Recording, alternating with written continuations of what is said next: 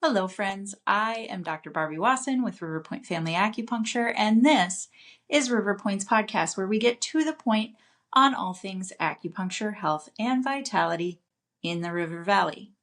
Today brings us the second installment in the Anatomy of Trust series, the series where I pick one system, function, or organ in the body and get you a little more literate on its physiology, because when you know the why behind healthy choices, they are much easier to make and maintain.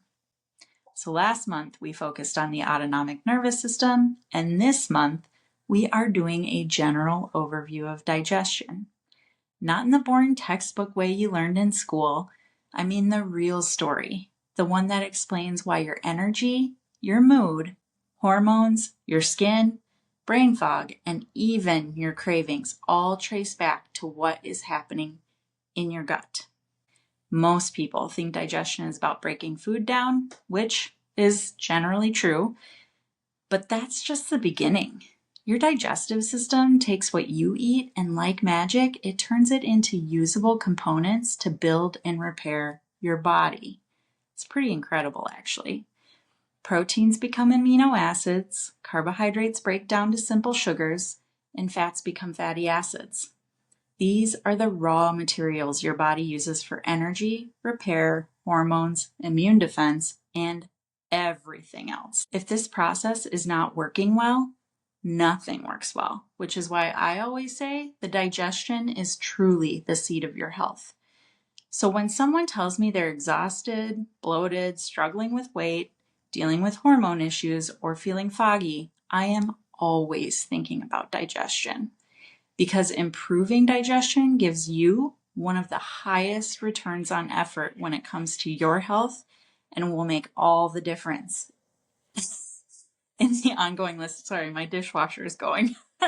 Will make all the difference in the list of ongoing symptoms you bring me to work on. No matter who walks in my door, we will always be working to strengthen digestion. Now, here is where it gets interesting. At least I think so. Digestion does not start in your stomach. It starts in your brain. The moment you see or smell food or even think about food, your nervous system kicks on through the vagus nerve. Your stomach starts preparing acid, and your pancreas starts getting ready to release enzymes. Your mouth starts watering. Your body is gearing up. But if you are eating in your car, scrolling on your phone, rushing between meetings, or stressed out of your mind, that signal you get from the brain can only be weak. Your body is not fully prepared, so food goes into a system that is not ready to receive it. And right there, you are already behind. Then we move into the stomach. This is where acid and enzymes break down protein and protect you from pathogens. And I want to pause here because this is a big one. Stomach acid is not the enemy. It is essential. Without enough of it, protein digestion suffers, nutrient absorption drops, and things start to back up downstream. More on that later. After that, food moves into the small intestine where most of your absorption happens. This area is lined with these tiny little finger-like projections called villi that massively increase the surface area. Think tennis court surface area. This is where you quite literally become what you eat. Nutrients enter your bloodstream and go on to fuel every cell of the body.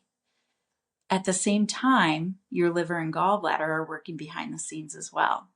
The liver produces bile and the gallbladder stores it, concentrates it, and releases it to break down fats so you can absorb them.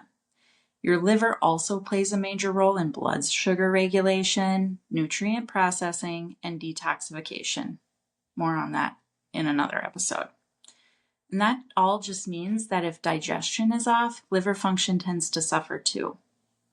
And then we have the gut microbiome, which is what truly amazes me about digestion.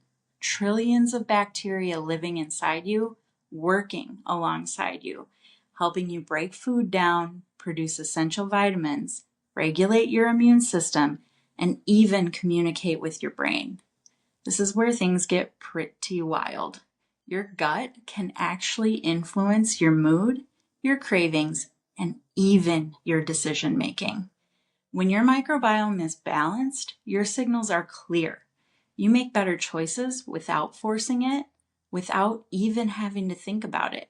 If you get the right diversity of those little friends, you will crave exactly what your body needs and end up eating a fairly balanced diet without even having to try. It's pretty incredible when you think about it. Now, here is the big takeaway. None of this is isolated. Not one piece. Your digestion affects your hormones affect your brain affects your immune system. Everything is talking to everything. Everything is connected. So when you have a symptom, it is not random. It is part of a pattern. And you guys, I am really starting to sound like a broken record, but I need you to understand these connections. The quality of your health depends on your understanding that you are a whole being, not pieces or parts, and not one part of you is disconnected or unaffected by another. Are you starting to see this? That's my goal here. Let's talk about one of the most frustrating digestive complaints I see. And when I say frustrating, I mean frustrating for you to experience, but what I really mean is frustrating for me to see how you're being treated for it. Heartburn and reflux. Most people and practitioners think this is from too much stomach acid. It feels like burning, so the assumption on the surface level makes sense. And the response to that assumption is always to suppress stomach acid. But in many cases, the issue is not too much acid. It is poor control of where that acid is going, or even not enough acid in the first place. At the top of your stomach, there's a valve called the lower esophageal sphincter. Its job is to keep the stomach contents where they belong. If that valve is weak or not coordinating well, acid in any amount moves upward and causes irritation and burning.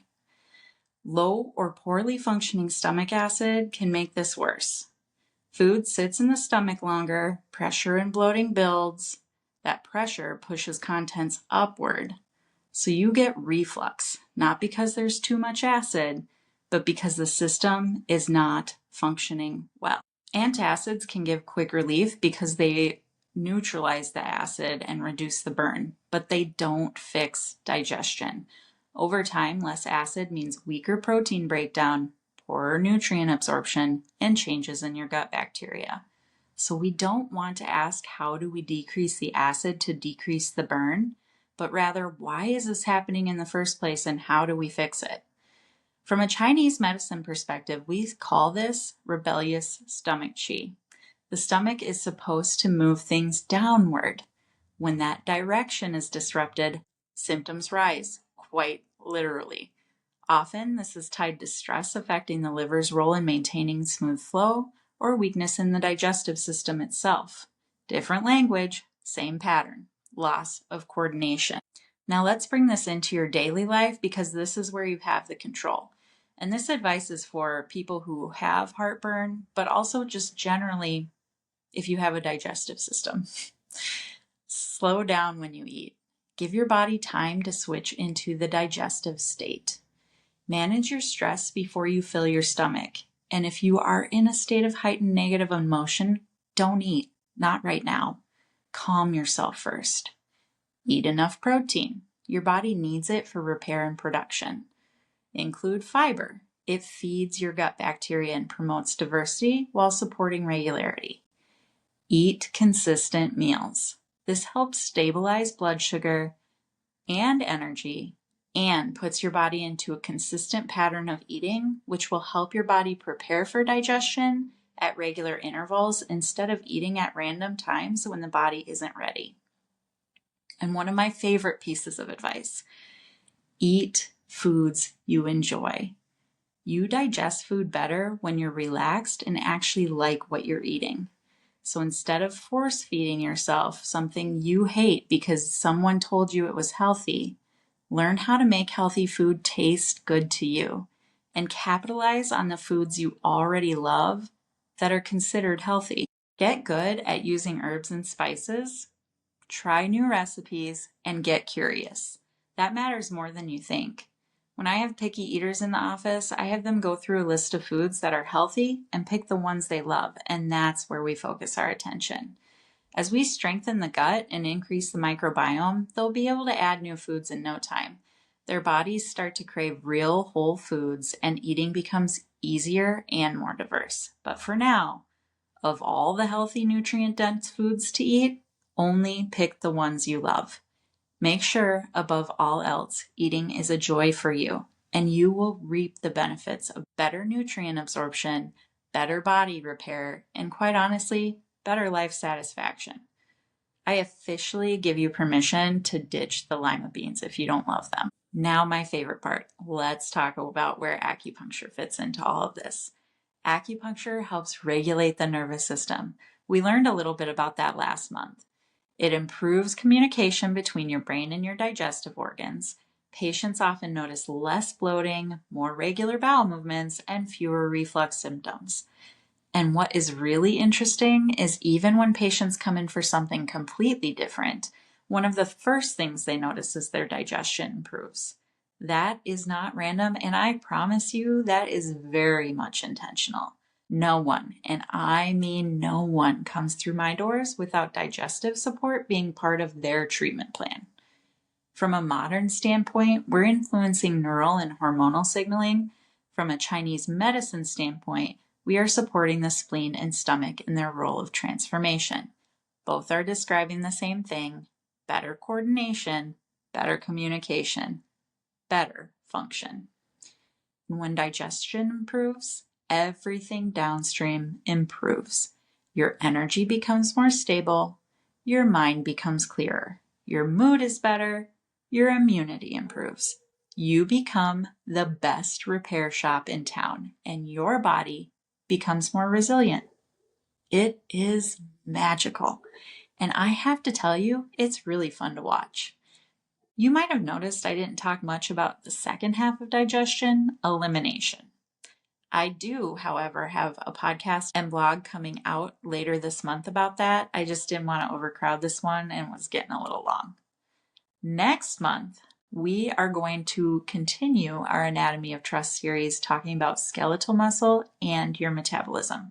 You are going to see exactly how digestion fuels strength, stability, and your long-term health. I am really looking to inspire your drive to strength train and get really strong, so it'll be a good one, I promise. That is it for this week's River Points podcast and this month's Anatomy of Trust. If you had a few light bulb moments and found this information interesting or helpful, please share it with someone else who would feel the same. And if you thought to yourself, man, my digestion could really use some work, well, come and see me and let's get to work. With wishes of wellness, I am Dr. Barbie Wasson, your gut feeling translator.